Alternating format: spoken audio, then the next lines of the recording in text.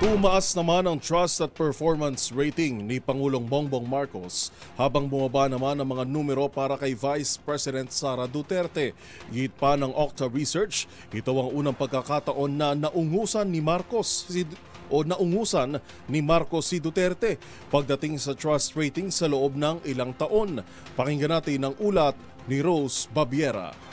Bumawi ang trust and performance rating ni Pangulong Bongbong Marcos matapos itong tumaas batay sa pinakahuling survey ng Okta Research. Samantala, naitala naman ang 3 hanggang 4% pagbagsak sa rating ni Vice President Sara Duterte.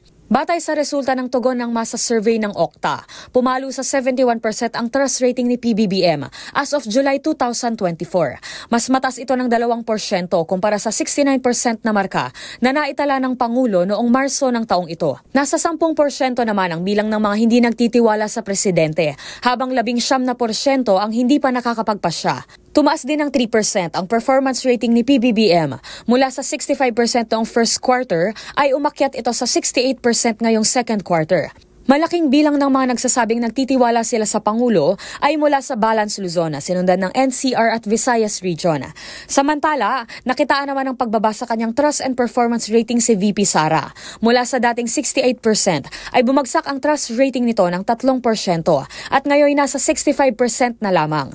Maging ang performance rating ng Vice Presidente ay bumaba ng 4%.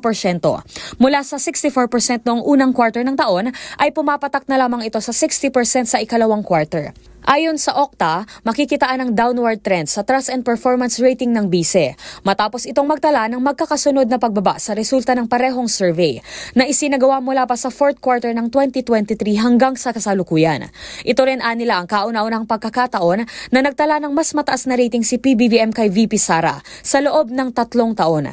Isinagawa ang survey na ito sa pamamagitan ng face-to-face interviews noong ika-30 ng Hunyo hanggang sa ika-5 ng Hulyo ng taong 2024. Para sa MBC TV Network News, ito si Rose Babiera. Una sa Pilipinas, una sa Pilipino.